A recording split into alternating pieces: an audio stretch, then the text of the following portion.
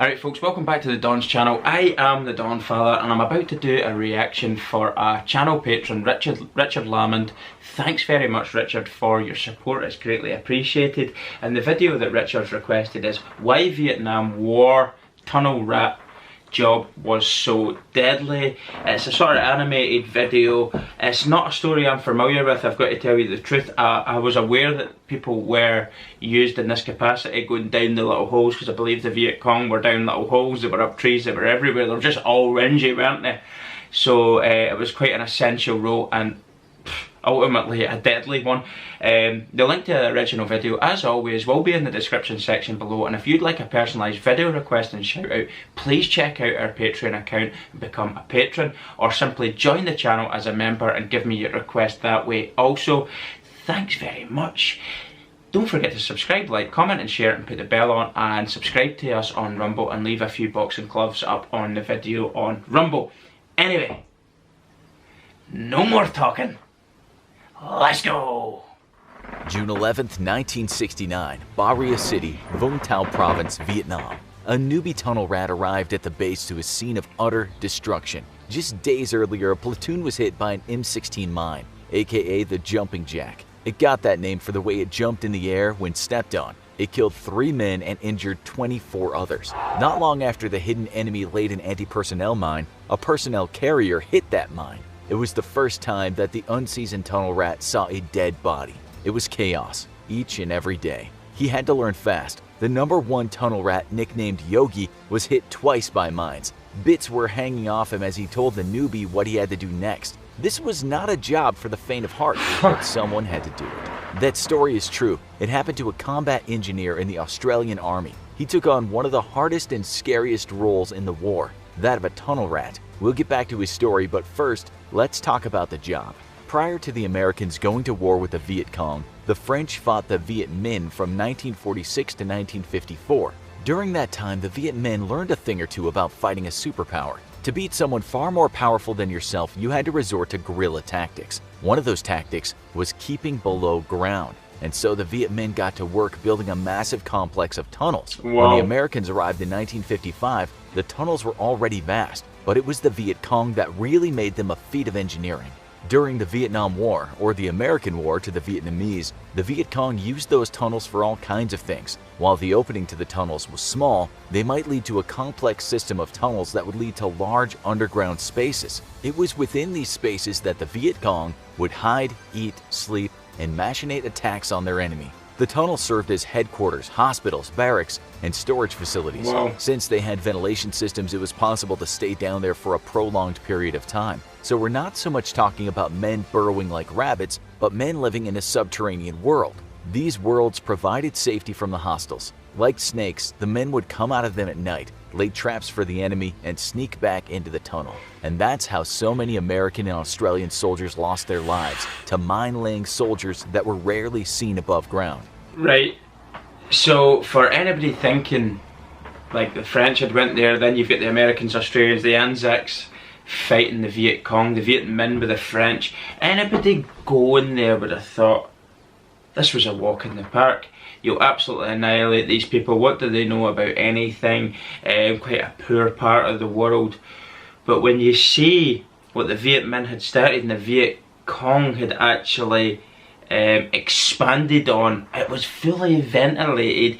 They could have little hospitals under there. They were supplying them, getting resupplies when they went down. They slept down there. It was fully ventilated, like I said. So, if because of the ventilation, it would probably keep you'd imagine sickness and diseases possibly down to a minimum. So this was quite an advanced system that they had managed to set up subterraneanly, which is incredible. So when we look at them and think, how could they not just obliterate them in no time? It's because if you're trying to attack anybody on the surface, they simply weren't there at times, and they'd creep out in the dead of the night and lay these mines. The armoured personnel vehicles were getting hit. Of course, soldiers on foot were getting hit. It really was brutality in a guerrilla warfare type system. Incredible. It was actually an Australian combat engineering unit the 3 Field Force that were the first tunnel rats. The Americans later joined them, but we don't imagine guys were queuing up for the job. Just imagine it. They find the entrance but have no idea where the tunnel will lead or who they will encounter down there. That wasn't the only threat of humans to worry about too. Vietnam is in the tropics, and the tropics are home to all kinds of dangerous creatures. Have you ever seen a Vietnamese giant centipede? Those fast-moving, prehistoric-looking creatures deliver one of the most painful insect bites known to man. And guess what? They too like to hide in tunnels. Then there were the snakes, the highly venomous and deadly banded krait, the Malayan pit viper, the king cobra, and a whole host of other badass snakes that can spoil a person's day. The soldiers had to deal with ants' nests, annoying bats, rats carrying the bubonic plague, as well as spiders that weren't generally a threat to life, but could make life painful. So you can imagine that going into one of those tunnels was about as frightening as getting into Ted Bundy's Volkswagen Beetle, but they had to do it, lest more men get blown to bits by these damned jumping jack mines. If the men can infiltrate the tunnels, they might not only kill a few of the enemy, but they would usually come across a stash of mines, grenades, and guns. There was another problem concerning arms. The tunnels were small, and so that meant that the tunnel rats couldn't take larger guns down them. They were usually only equipped with an M1911 pistol or an M1917 revolver. They'd also have a flashlight, a knife, and usually some explosives so they could blow up whatever they found down there. You can just picture it, a man crawling through the darkness, his flashlight in one hand and his pistol in the other. He crawls, and then he sees the enemy, he shoots, and then all he can hear is ringing in his ears. He's blinded by the flash and deafened by the noise. Then the earth above his head starts to fall. He needs to get out fast. What he doesn't know is that the Viet Cong have something special for him, poisonous gas. And this tunnel rat didn't choose the gas mask option because the last time he wore one he could barely see. If the gas doesn't get him, the flood will. The Viet Cong designed this particular tunnel with a flooding feature if it should ever be infiltrated. Other times, the tunnel might just collapse, which wasn't a design feature but a case of poor construction. You'd have to be crazy to do this job. You also had to be short. Imagine a hulk of a man with quite the belly trying to navigate around a tunnel. Soldiers that were picked for the job were usually not taller than 165 centimeters. It was the same years later when the US Marine Corps and British Royal Marines fought in the Afghanistan War. Yeah, tunnel rats weren't only a thing in Vietnam. But let's stay with Vietnam for now and go back to the Australian soldier. He was trained at the Australian Army School of Military Engineering. He actually thought that this line of study would mean he'd be facing less combat and doing more engineering. He was wrong. He was being trained to become a tunnel rat. That meant learning about things such as mine detection, disarming booby traps, safely blowing stuff up, and learning how to get through tunnels. When he arrived in Vietnam, he walked into chaos. As we said, one of the first things he saw was the aftermath of a soldier stepping on a jumping jack mine. 3 bodies were outfitted with body bags, and after that, 24 men were wounded. He said those M16 mines were everywhere, and it was part of his job to find them. What the Viet Cong did was store them in the tunnels and then lay them at night. So each day was a new day, and there was always a possibility of new mines lying around. That's why the tunnel rat had such an important job. Find where the mines were stored and blow up the tunnel. One thing I will say, of course, with any type of conflict, any type of new warfare like they were experiencing here, they'd obviously, I wouldn't say ill prepared, but just did not expect these guerrilla tactics. Incredibly advanced by the Viet Cong. Yes, maybe some of the tunnels were poorly constructed, but seemingly at times impenetrable for most Western people, being that little bit bigger, so they would have to find their small guys, as the video's already said.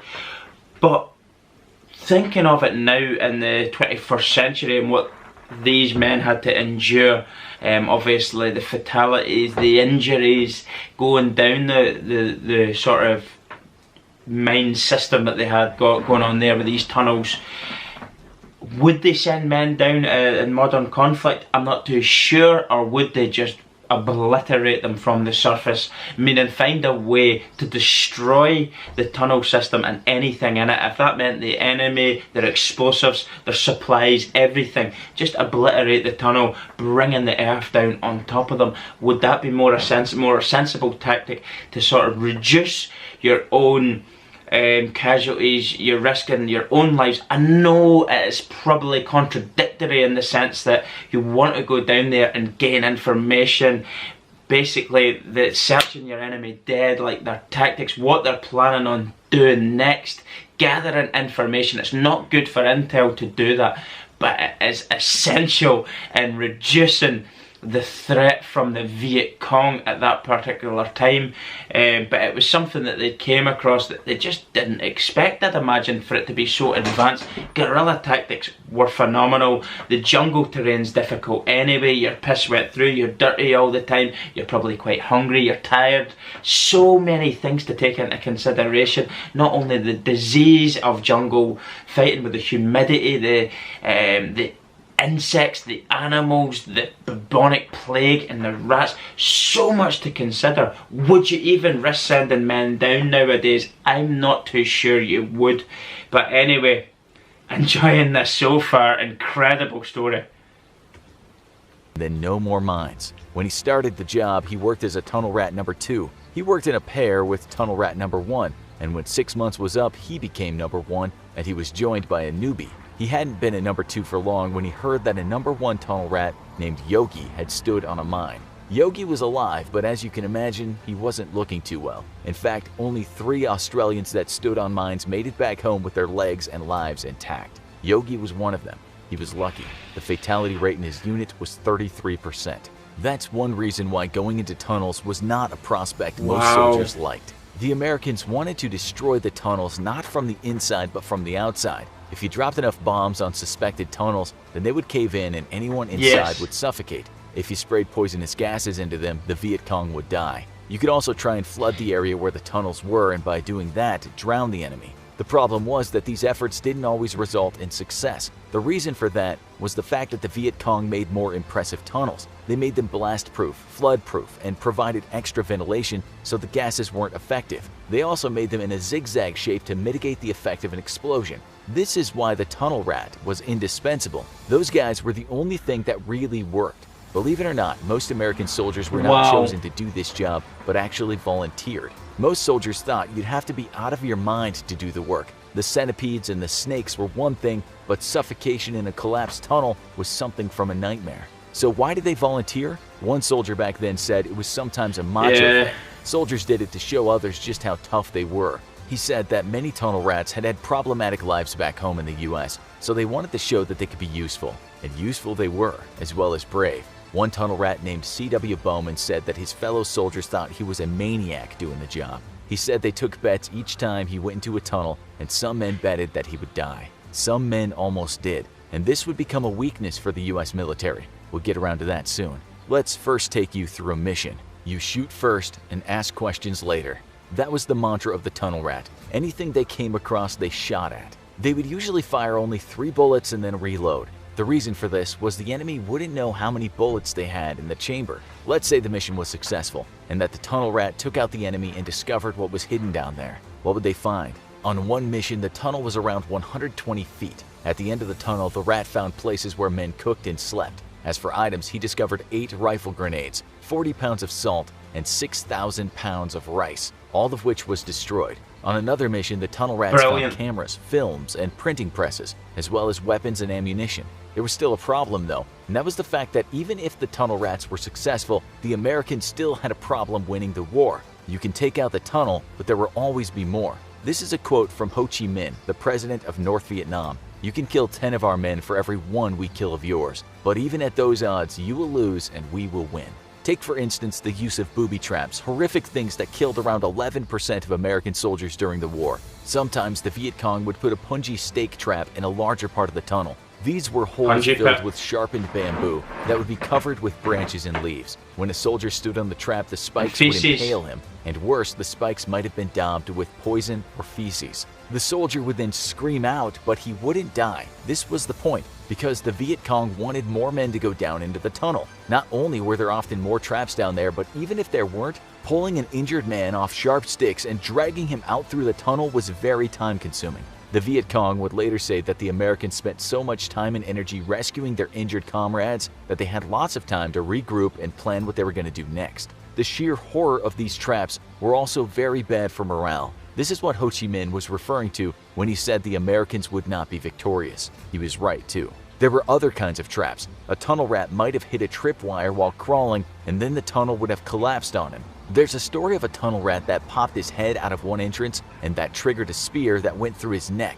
At other times, the Viet Cong made traps like something you might have seen in an Indiana Jones movie. A man could hit a tripwire in a tunnel, and then a concrete ball studded with spikes would come flying at him. A lieutenant named Jack Flowers said he experienced a totally different kind of trap. His comrade went into a tunnel, and that man triggered a tripwire. After that, a box full of scorpions rained down on him. Snakes were also used. Sometimes the Viet Cong would place them in bamboo and tie them to the roof of the tunnel. When a soldier hit the bamboo, the snake would pop out and bite the man in his face. They scared the hell out of the soldiers, some of whom called them three-step snakes, because after you were bitten, you only had 3 steps before you died. That might be a bit of an exaggeration, but you can imagine being stuck in a dark tunnel with scorpions and snakes. Flowers went into over 100 tunnels. He later said this about the expeditions: "In these tunnels, your adrenaline was pumping like a river. I swear I could hear my heart beating. You'd feel your way along for booby traps. It got so you could sense them. Same for the VC. You could smell another human being in the tunnel.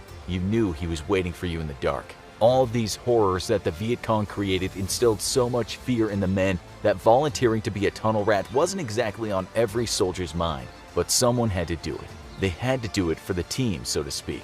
This is what one American said about hiding in tunnels: "We often wondered how things happened in the night, and we never saw what was going on. Guys getting their throats cut. Nobody ever knew where these guys were coming from. They had to go down every tunnel they could find, otherwise strange things happened during the night. It created tremendous psychological stress not knowing where the enemy was, so sending down tunnel rats was some peace of mind." There were successful tunnel campaigns, such as Operation Crimp and Operation Cedar Falls, but in the end, the Viet Cong proved to be more resilient. While the American soldiers were literally having nervous breakdowns going into the tunnels, the Vietnamese soldiers were at home in them. If the tunnels were destroyed, they just built more of them. The Americans had the task of Sisyphus, pushing the giant rock up a slope for eternity. As for the fate of the tunnel rats, there isn't any data on how many of them died, but it's thought that most of them succumbed during those horrific explorations of the Vietnamese subterranean. Out of 100 or so tunnel rats in the American Army, only 12 of them lived to tell the tale of those tunnels back on American soil.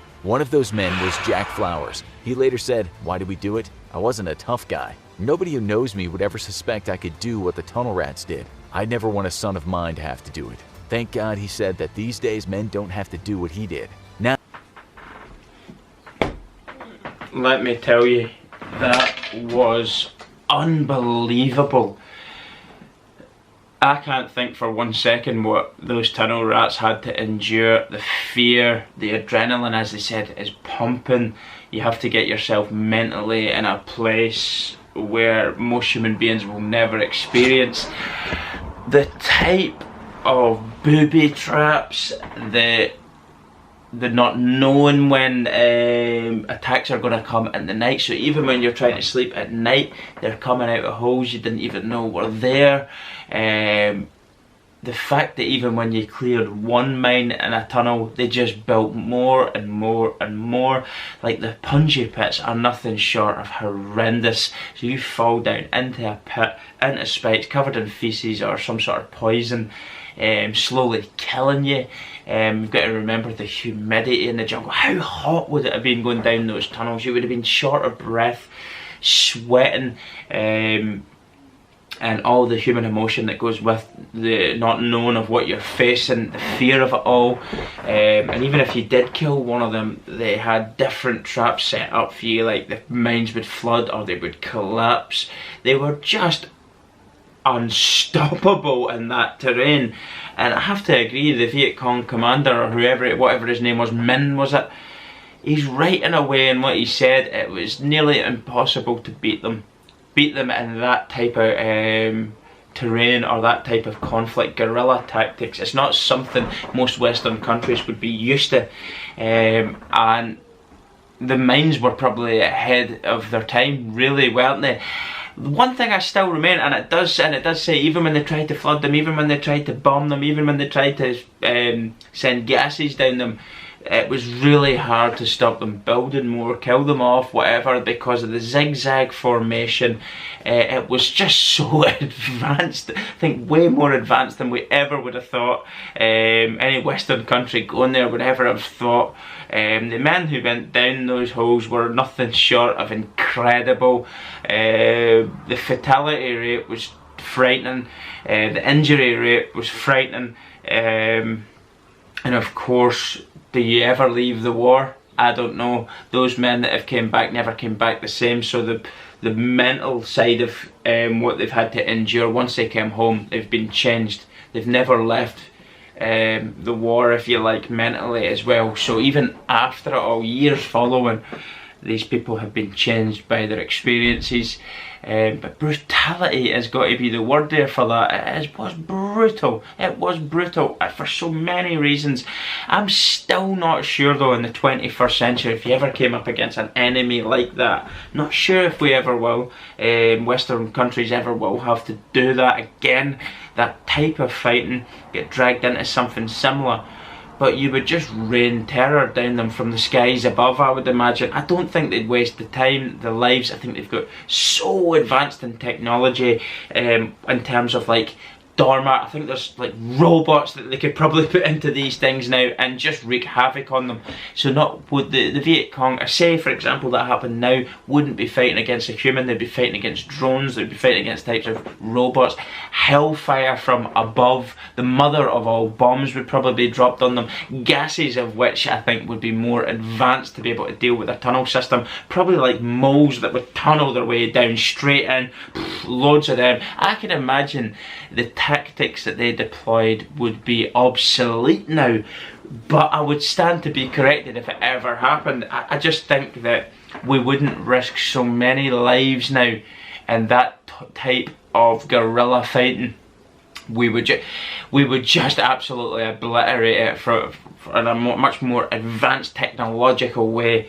I've seen some machinery that particularly the US is building. I think it's Dormer, the weapons company over there. But there's a machine I've still to review and react to on the channel, and I've seen it. They're like tracked robots basically. These things are incredible. They're like something out of Avatar that they took to another planet. Do you know? I mean, this is what you're dealing with. So you're dealing with like a second world country, maybe like third world at the time. There, you're not risking human lives. I mean, they can use a drone from the United States of America to attack those mines. Nobody needs to even risk their lives. And I know, if you want to gather intel on your enemy, you still need infantry, you still need special forces, you still need your Navy SEALs, you still need your Green Berets, you still need these guys to go in and gather information on the enemy, and that means going in on foot, going and doing the hard job, going and doing the dirty work, if you like. That is still essential to win any war. You'll never lose that necessity for intelligence building, but the risk of life now, that would be, in my opinion, deemed unnecessary to send people down like that, especially people who aren't trained in it. Like you were saying there, they were being trained on the job. So these Australian guys were turning up and seeing guys with limbs possibly blew off, people covered up because they'd been killed. The frightening prospect of knowing, oh no, that's what's happening if I go down the tunnels, and still having to go down it anyway. So the sheer bravery as well was incredible. What a video. Thanks very much for the request. I greatly appreciated it. Really interesting indeed. I hope if you haven't seen it before you enjoyed it. Don't forget to subscribe, like, comment and share, and the link to the original video also will be in the description section below if you want to watch it again. And if you'd like a personalised video request and shout out, join our Patreon account and become a patron, or simply join the channel as a member and throw your request in that way. Thanks very much for watching everyone. I am the Dawn Father, and I'll see you all soon. Goodbye.